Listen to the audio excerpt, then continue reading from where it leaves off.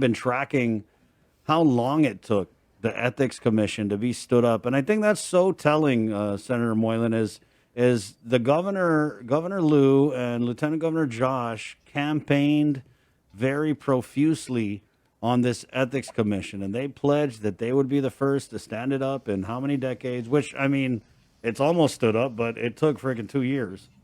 And so your bill now would make this ethics commission elected positions, right? Because as it stands now, although they might say they're not under the purview of the governor, I think I'm of the opinion that the governor is way too involved in this allegedly independent commission.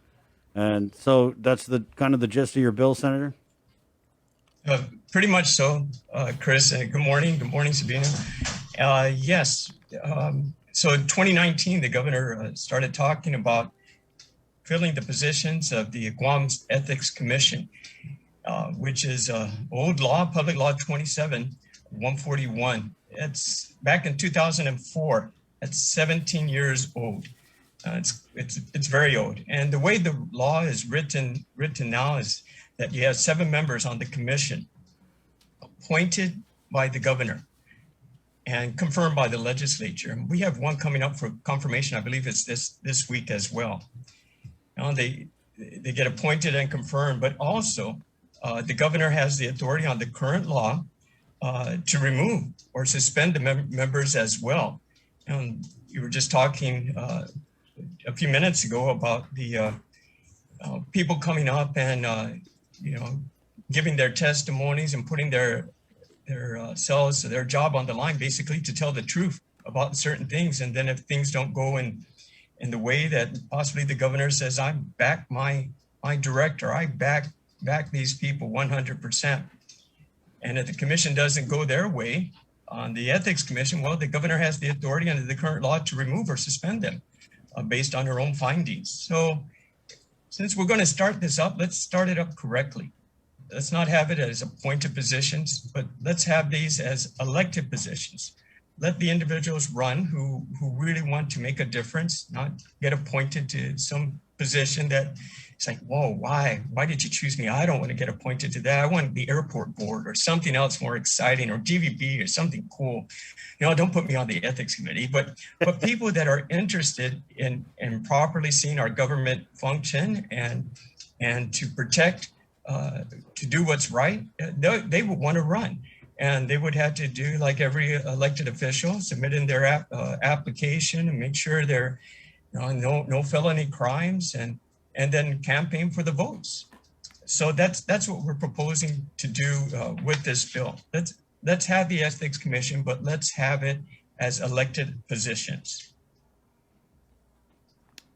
What was the? I mean, I know there's the impetus, but are you doing this because you're running for governor? No, no, that's not the purpose for this bill. And thanks for the punch in there. And no, I haven't announced any official intentions of running for governor. I do appreciate meeting folks and they're interested, and probably every politician, every senator has been asked, you should run for governor. But when that time comes, we'll see. That's a big step. But in the meantime, these are things we should address.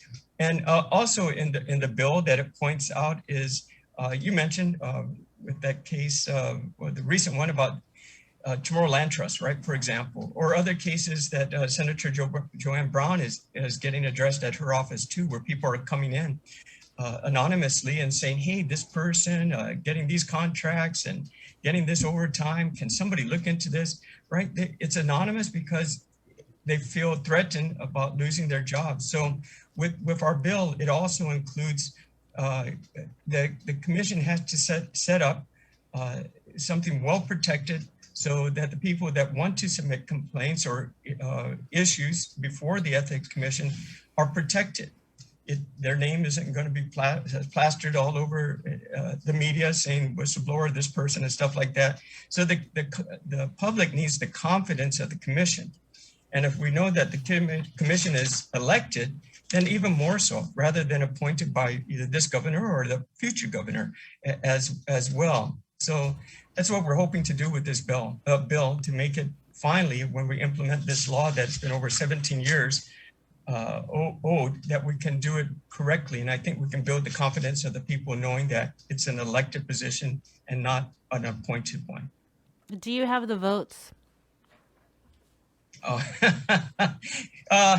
Well, first I want to get a public hearing, and we'll see how the public replies to this. I think if the public hearing is strong enough and people do come out and testify in favor of this, then most definitely we'll have the votes. Once you have the public support behind you, then other senators are more likely to join in and not have any further questions about it. So public hearing is the first part to get this going. And more so than ever, as we see with this pandemic going on with contracts, emergency contracts and sole source contracts and other things with different departments, tomorrow land trusts, Guam police. I think now the people's sentiments would be for something for this. And we're just trying to strengthen it. We're not trying to take it away, but we're trying to make the law better for the island.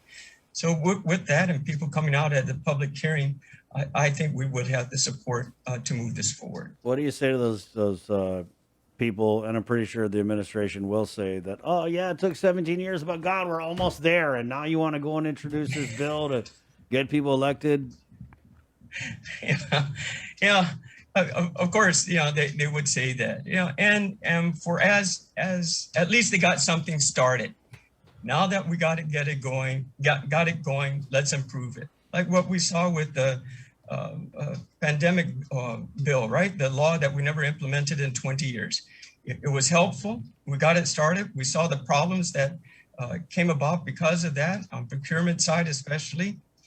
Then how do we improve it? Now that we implemented, how do we improve it?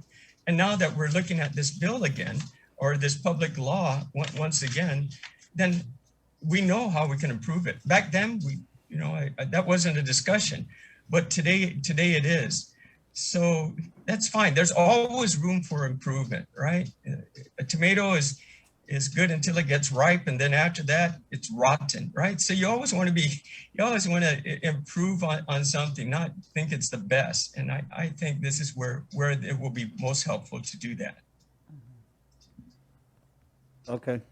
But I mean, Senator, I said this in the open before we brought you on, but I see it because I was the guy covering the Ethics Commission, and they just had to they didn't get a budget. They're all this runaround from Lester Carlson. They had an office. They don't have an office.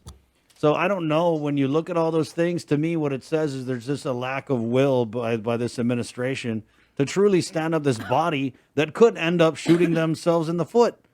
Could, right? And so I see it. I see it's pretty clear to see that, they're just, the will is not there. But we're getting the executive director on tomorrow to kind of talk about your bill. So be sure to listen tomorrow around 7 as we'll get Jesse Kenga on. Okay. I spoke with Jesse. He's a good guy there, and I'm sure if he ran for the election, he'll win too for that as well. So hopefully this bill will move forward, and I think it will be good for the island. So I appreciate that. Yes, I'll listen. Thank you, Senator. Very much. Okay, Senator. All right. That's that. See you later. Right. Bye-bye. Okay, it's 9.